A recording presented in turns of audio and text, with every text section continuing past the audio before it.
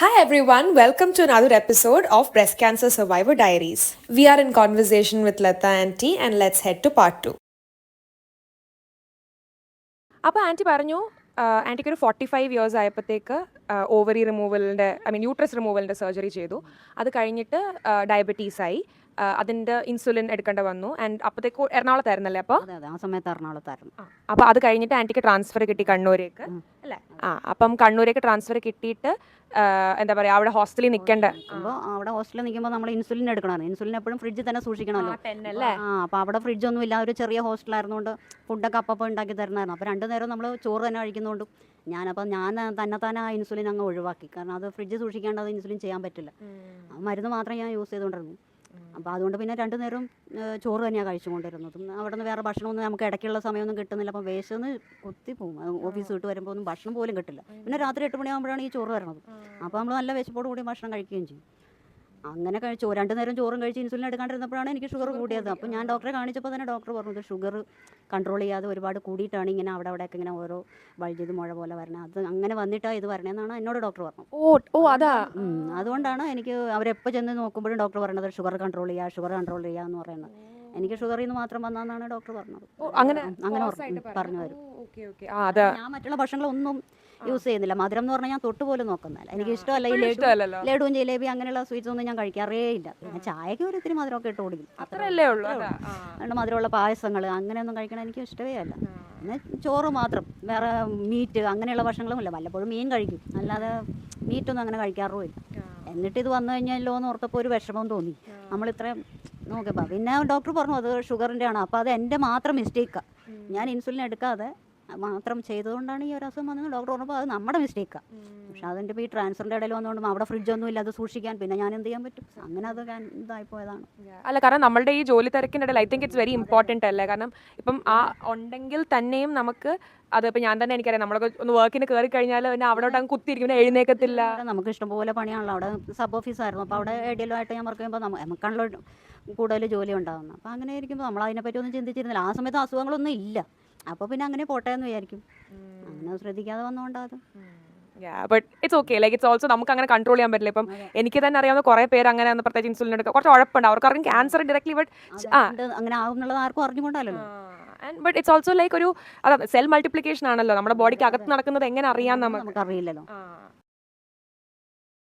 അപ്പം ആൻറ്റിക്ക് ഇത് first diagnose ചെയ്തപ്പോഴത്തേക്ക് ഇപ്പം ഒരു ഗവൺമെൻറ് ജോലി ചെയ്ത് സാധാരണ ഇങ്ങനെ 2 കുട്ടികളെ വളർത്തി ലൈക്ക് നന്നായിട്ട് ഇങ്ങനെ you are all well. But then ഒരു സാധാരണ രീതിയിൽ ജീവിക്കുന്ന ഒരാൾക്ക് ക്യാൻസർ പോലൊരു അസുഖം, കാരണം നമ്മളെ ഈ സിനിമയിലും അങ്ങനെയൊക്കെ ആയിട്ട് വരുമ്പോഴത്തേക്ക് ഭയങ്കര ഭയാനകമായ മരണം എന്ന് പറയുന്ന ഒരു അസുഖം പോലെയാണല്ലോ. അപ്പോൾ അങ്ങനത്തെ ഒരു സാധനം വന്നപ്പോൾ ആൻറ്റിക്ക് എന്താണ് ആൻറ്റിയുടെ മനസ്സിലൂടെ വന്ന ഇനിഷ്യൽ ഫിയേഴ്സ് ഒക്കെ എന്തൊക്കെയായിരുന്നു? ആദ്യമേ എനിക്ക് അതിങ്ങനെ ഭയങ്കര സങ്കടവും വിഷമമൊക്കെ തോന്നി. കാരണം മോളുടെ കല്യാണം പോലും ആയിട്ടില്ല. ഇതിന് അങ്ങനെ ഒരു വിഷമം തോന്നിയായിരുന്നു. ഇങ്ങനെ ഒരു അസുഖം വന്നല്ലോ, ഇനിയിപ്പോൾ വന്നു കഴിഞ്ഞാൽ കുറേ ചികിത്സകളും അതൊക്കെ ആകുമ്പോഴത്തേക്കും കുട്ടികൾക്ക് ബുദ്ധിമുട്ടാവുമല്ലോ. അങ്ങനെ ഒരു ബുദ്ധിമുട്ട് തോന്നി. പിന്നെ വീട്ടിലെ പ്രായമായ ഒരു അമ്മ മാത്രമല്ലേ ഉള്ളൂ. അപ്പോൾ അവർക്ക് അതിനെപ്പറ്റി ഓർത്ത് ഭയങ്കര ടെൻഷനായിരുന്നു. അതായിരുന്നു എൻ്റെ കൂടുതൽ. പക്ഷെ മക്കൾ പിന്നെ എനിക്ക് സപ്പോർട്ടായതുകൊണ്ട് എനിക്ക് അവളെനിക്കൊരു ധൈര്യം തന്നുകൊണ്ടിരുന്നു ഏത് നേരം. അങ്ങനെ അത്ര പിന്നെ ക്യാൻസർ എന്ന് പറഞ്ഞാൽ അതെനിക്ക് ഡോക്ടർ എന്നോട് അങ്ങനെ പറഞ്ഞു, ഇത് ഫസ്റ്റ് സ്റ്റേജാണ്, ഇത് മാറിക്കഴിഞ്ഞാൽ മാറും, കൂടുതൽ അങ്ങനെ നിങ്ങൾ ടെൻഷൻ അടിക്കേണ്ടെന്ന് പറഞ്ഞുകൊണ്ട് പിന്നെ വരണത് വരട്ടെ എന്ന് വിചാരിച്ചാനങ്ങ് പോയി.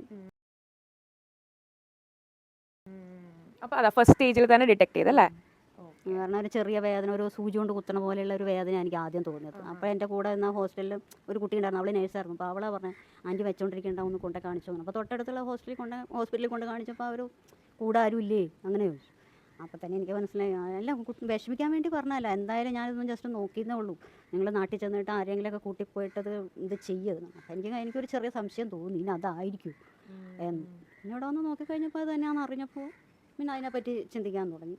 എനിക്കറിയാമായിരുന്നു ആ സമയത്ത് വേറെ ആരെങ്കിലും എൻ്റെ ഫ്രണ്ട്സോ ഫാമിലി? അങ്ങനെ എൻ്റെ ഫ്രണ്ട്സിലൊന്നും അങ്ങനെ ആർക്കും ഉണ്ടായിരുന്നില്ല. എനിക്ക് വന്നതിന് ശേഷമാണ് ഇത്രയും വന്നത്. പിന്നെ എൻ്റെ ഒരു ഫ്രണ്ടിനുണ്ടായിരുന്നു, പക്ഷെ അത് പിന്നെ അവരെ വിളിക്കാനോ എനിക്ക് സംസാരിക്കാനോ ഒന്നും പറ്റാത്തവരാണ്. എന്നാലും ഞാൻ അവരെ വിളിച്ചൊക്കെ കാര്യങ്ങൾ തുടങ്ങിയപ്പോൾ അവരും ചെറിയ രീതിയിലൊക്കെ എനിക്ക് പറഞ്ഞു തന്നു ഓരോന്നൊക്കെ.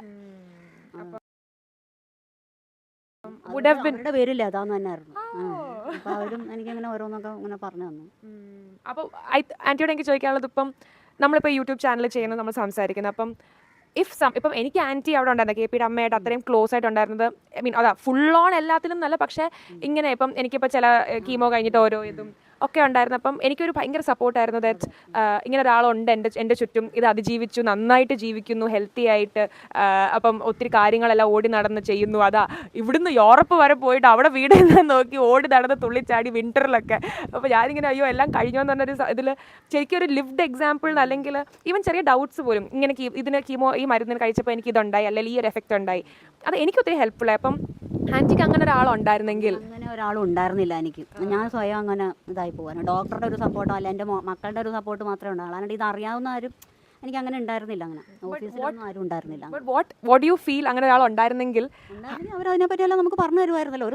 ഇത് ഇത്രയൊക്കെ ആയിരിക്കും എന്ന് അറിയാമല്ലോ. പിന്നെ ഒരു പ്രാവശ്യത്തെ കീമോ കഴിഞ്ഞപ്പോൾ നമുക്ക് പറഞ്ഞു ഇനി ഇത് തന്നെ കണ്ടിന്യൂ ചെയ്ത് പോകണമല്ലോ എന്നുള്ളത് നമുക്കൊരു വിഷമം തന്നെയായിരുന്നു. കീമോയുടെ കാര്യം ഓർക്കുമ്പോൾ ഇപ്പോഴും ടെൻഷനും സങ്കടവും വരും.